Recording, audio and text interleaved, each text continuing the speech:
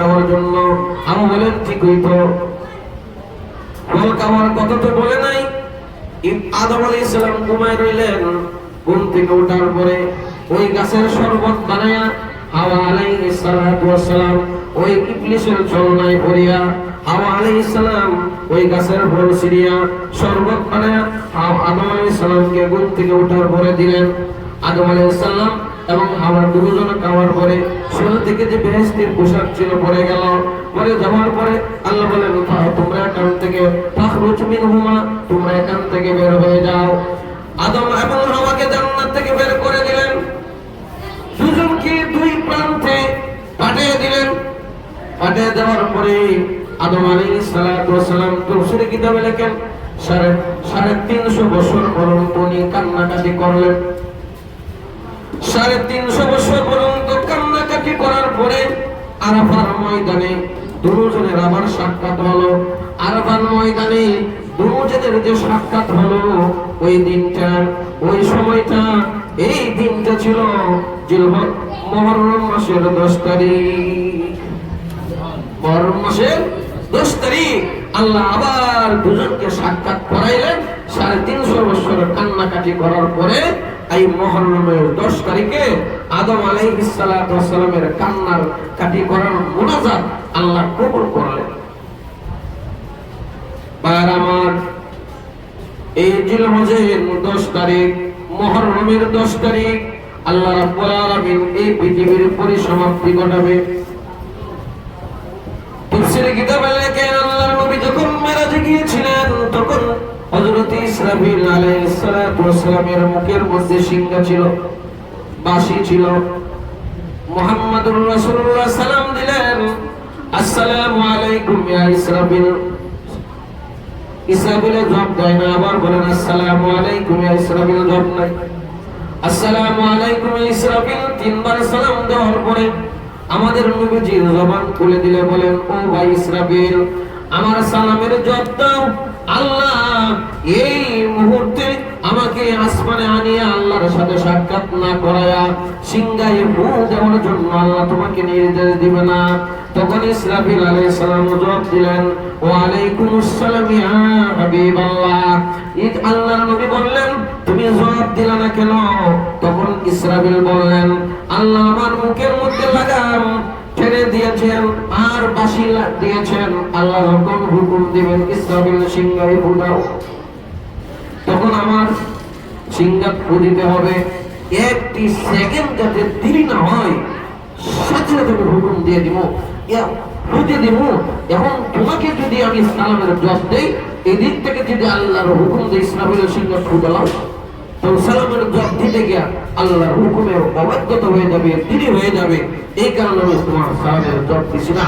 এখন তুমি যুক্তির কারণ তুলে ধরলাম যে আল্লাহ আমাকে এখানে আইন নেয়া আবার জমিনে ফিরত না নেয়া ইসরাফিল সিংহায় ফু দিবে না, তখন আমার আল্লাহ হুকুম দিবে না, তখন আমার বুঝে এসে এখন তোমার কথা বলতেছে। চিন্তা করছেন? ইসরাফিল সিংহায় ফু দেওয়ার লাগে বাঁশি ভুলে বয়ে গেছে। আমরা দুনিয়া কামাবার জন্য সারা পৃথিবী পদক্ষেপ করতেছি, মাথার ঘাম পায়ে বাড়াইতেছি।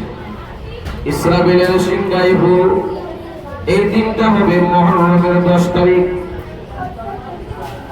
আর সবচেয়ে বড় একটি ইতিহাস, মুহররমের 10 তারিখ কুফাবাসী হযরত হুসাইনকে ক্ষমতা হস্তান্তর করার জন্য মিথ্যা প্রলোভন দেয়া একের পর এক এভাবে মোটামুটি 80টা পর্যন্ত সিটি হুসাইনের কাছে চলে আসলো।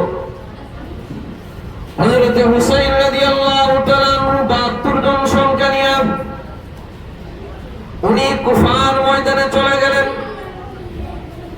এদিকে ইয়াজিদ হলো রাষ্ট্রীয় ক্ষমতার প্রধান, উনি বাদশা। হযরত মুয়াবিয়া রাদিয়াল্লাহু তাআলা আনহুর সন্তান হযরত ইয়াজিদ। ইয়াজিদ কিন্তু মুসলমান, কিন্তু আমরা অতিরঞ্জিত করি ইয়াজিদরে আমরা কাফের কই। ইয়াজিদের নির্দেশ হলো হুসাইনকে হত্যা করবে না, হুসাইনকে ধরে আমার কাছে নিয়ে আসবা। কিন্তু তার সেনাবাহিনী, তার আর সেনাবাহিনী তাকে কি করলো, মাথা কেটে মাথাটা নিয়ে ইবনে জিয়াদের সামনে যখন উপস্থাপনা করলো, তখন ইয়াজিদ বলছিল, ও সেনাপ্রধান, আমি কি বলছিলাম হুসাইনের মাথা কেটে আনার জন্য না জিন্দা আনার জন্য? তাকে শাসালেন, তাকে ধমক দিলেন। এই ইতিহাসটা আমাদের দেশে একদল আছে, এরা বেশি বাড়াবাড়ি করে। হুসাইন রাদিয়াল্লাহু তাআলা নবীজি সাল্লাল্লাহু আলাইহি ওয়াসাল্লামের আদরের নাতি, ফাতেমা রাদিয়াল্লাহু তাআলা আনহার কলিজার টুকরা। ওই হুসাইন, উনি তো কখনো বাতিলের সাথে মাথা নত করতে পারে না। এই খেলাফতের যোগ্য, এই দেশের প্রধানমন্ত্রীর যোগ্যতা রাখে একমাত্র হযরত হুসাইন। কিন্তু বাপ ইন্তেকালের আগে, মুয়াবিয়া রাদিয়াল্লাহু তাআলা ইন্তেকালের আগে এই খেলাফতি, এই দেশের শাসনভারের দায়িত্ব তার সন্তান ইয়াজিদের কাছে হস্তান্তর করলো। ইয়াজিদ তখন দেশের রাষ্ট্রপ্রধান।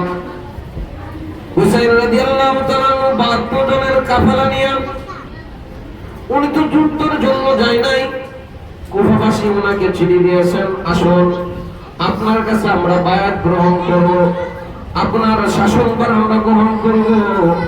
হুসাইন রাদিয়াল্লাহু তাআলা 72 জনের কাফেলা, এর মধ্যে থেকে 40 জন ছিল পুরুষ আর 22 জন ছিল নারী এবং শিশু। জোহরের আযানের আগে আগে 40 জন পুরুষ শেষ। ইয়াজিদ এইদিকে 6000 লোক পাঠিয়ে দিলেন। ইয়াজিদের 6000 লোক আর হুসাইনের 72 জন লোক। এই 6000 লোকের ভিতরে 72 জন লোক তো গণনাই না। এরপরেও যুদ্ধ হয়ে গেল, মারামারি হয়ে গেল। অনেক লম্বা ইতিহাস, আলোচনা করার সময় নাই। এই জন্যই ওই আল্লামা ইকবাল রাহমাতুল্লাহ আলাইহি উনি এই কুফার ইতিহাস নিয়ে একটা গজল গাইলেন। গজল হলো, মুঝে কুফা ওয়ালো মুসাফির না সমঝো, মুঝে কুফা ওয়ালো মুসাফির না সমঝো, मैं आया नहीं हूँ बुलाया गया हूँ, कि मेहमान बना कर सताया गया हूँ, कि मेहमान बना कर सताया गया हूँ, मैं रोया नहीं हूँ रुलाया गया हूँ, खुद जान की से मेजबानी, खुद जान की से मेजबानी, 72 प्यासों की बंद पानी, मुकद्दर में हो हौज़ कौसर को पीना, मैं प्यासा नहीं हूँ पिलाया गया हूँ, मुझे कुफा वालो मुसाफिर न समझो, मैं आया नहीं हूँ बुलाया गया हूँ। আল্লামা ইকবাল হুসাইন রাদিয়াল্লাহু তাআলা আনহুর কুফাতে আসার ইতিহাসটা এইভাবে কবিতার মাধ্যমে তুলে ধরলেন। হুসাইন রাদিয়াল্লাহু তাআলা আনহু বলেন, মুঝে কুফা ওয়ালো, হে আমার কুফাবাসী, মুসাফির না সমঝো, আমাকে মুসাফির মনে করিও না, আমাকে এই জায়গার মেহমান না, আমি মুসাফির না, আমি এই জায়গার রাজত্ব করার জন্য, দেশের শাসনদার গ্রহণ করার জন্য আমাকে এখানে আনা হয়েছে। मैं आया नहीं हूँ ভালোবাসি, তোমরা আমাকে তীর দ্বারা আঘাত করো না। আমার 40 জন সাথীকে তোমরা শাহাদাতের পেয়ালা পান করাইছো, পানি পানি করতে গিয়ে একটুকু পানি পর্যন্ত তোমরা দেও নাই। ফোরাত নদীতে পানি পান করার জন্য হুসেন যখন গেলেন, কিতাবে লেখেন তখন তিনি পানি পান করলেন না। আল্লাহু আকবার।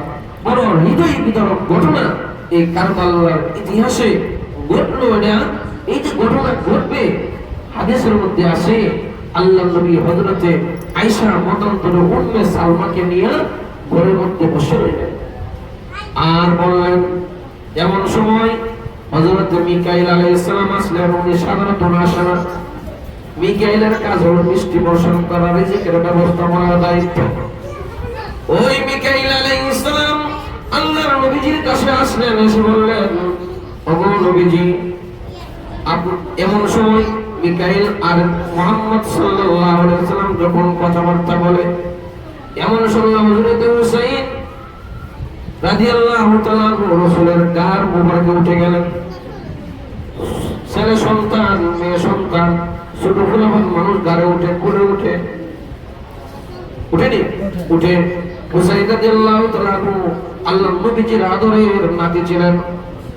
হুসাইন রাদিয়াল্লাহু তাআলা যখন নবীজির কোলে উঠলেন, নবীজি তাকে আদর করলেন, মহব্বত করলেন। আল্লাহর নবী বলেন, হযরত মিকাইল আলাইহিস সালাম বলেন, ওগো নবীজি, আপনি কি তাকে মহব্বত করেন? আল্লাহর নবী বলেন, হ্যাঁ অবশ্যই মহব্বত করে, আমার কলিজার টুকরা। হযরত মিকাইল আলাইহিস সালাম বলেন, আপনি যেমন তাকে মহব্বত করেন, আসমানের প্রতিটা ফেরেশতা তাকে ভালোবাসে। তবে শুনুন, তার একদল লোক আছে, একদল লোকেরা তাকে অমুক জায়গায় তাকে শাহাদাত বরণ করবে। আল্লাহর নবী বলেন, এটা কি করে সম্ভব হয়? যদি বিশ্বাস না করেন, আমি মাটি আইনে দেখাই যে জায়গাতে কুফা হুসাইনকে শাহাদাত বরণ করতে হবে, ওই জায়গার মাটি এনে হযরতে মিকাইল নবীজির সামনে রাখলেন। আয়েশা রাদিয়াল্লাহু তাআলা আনহা, মদন্তর উম্মে সালমা রাদিয়াল্লাহু তাআলা আনহা ওই লাল মাটি ওনার কাপড়ের আসরের মধ্যে অনেক দিন পর্যন্ত বেঁধে রাখলেন আর উনি গবেষণা করতে লাগলেন। আল্লাহর নবী তো কথা বলে নাই, আল্লাহর নবীর কাছে বলেছিল ওই জায়গায় মাটি আর ওই জায়গার মাটি যখন মিলে যাবে, ওই জায়গাতে যে জায়গাতে শাহাদাত বরণ করবেন ওই জায়গার মাটি আইনে উনি দিয়েছিলেন।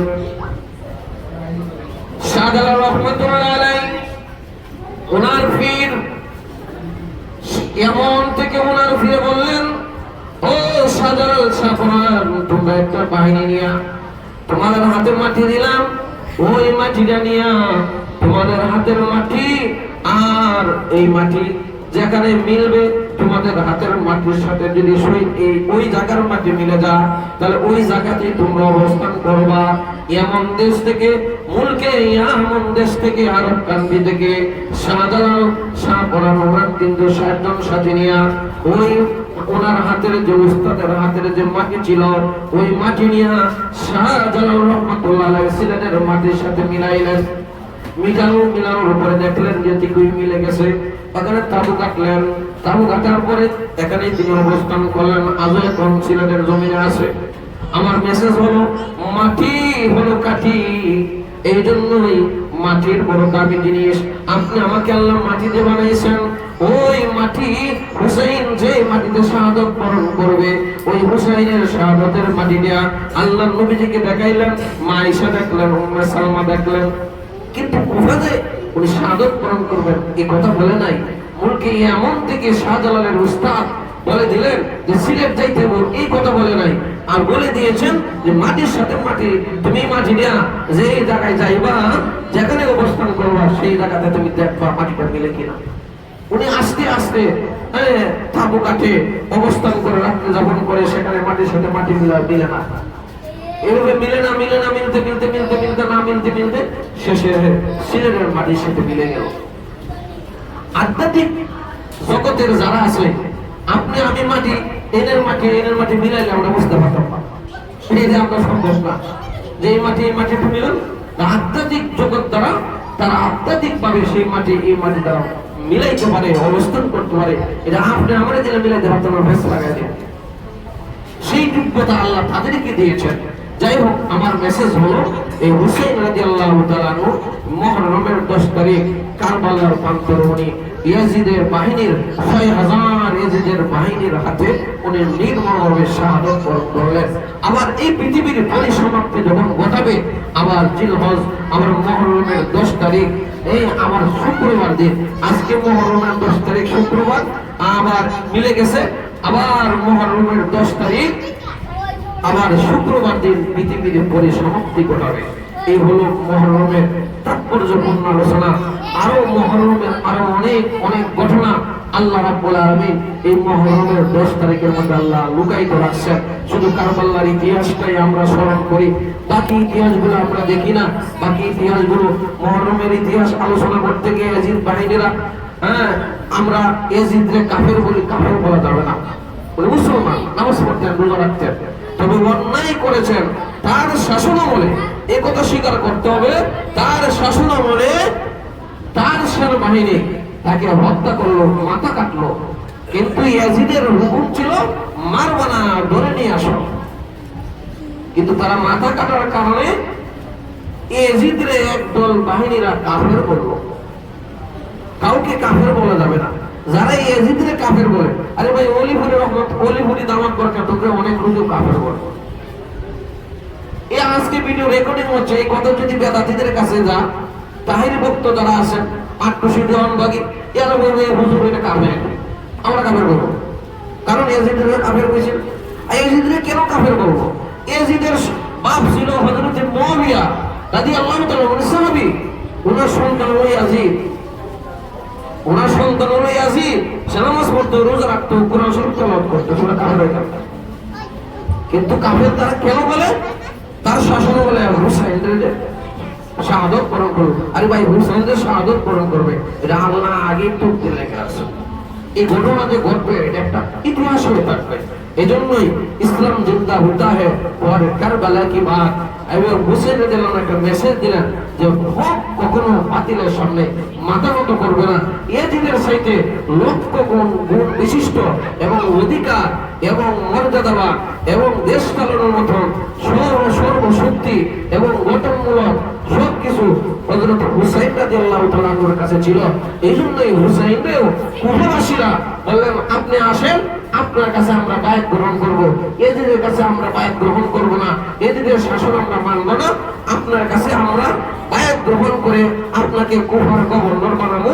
কিন্তু এই মেসেজটা ইয়াজিদে শোনার পরে 6000 লোক পাঠিয়ে দিয়ে এই হুসাইনকে শাহাদাত বরণ করলো। 72 জনই মারা গেল, 40 জন পুরুষ আর 22 জন হলো নারী এবং শিশু। এটা জঘন্যতম অন্যায় কাজ করেছে। এই জন্য আল্লাহ তাকে মুআখাযা করবে, ধরবে। ইয়াজিদকে আল্লাহ ছাড়বে না। এই জন্যই কাফের বলা যাবে না। যে কেউ কাফের বললে আপনার এটা নিজের হয়ে পড়ে, কথা ঠিক না? আল্লাহ তাবারাকা ওয়া তাআলা আমাদের সকলকে কারবালার সঠিক ইতিহাস জানার এবং বোঝার মানার তৌফিক দান করুন। আমিন। যারা সুন্নাত পড়ে সাদা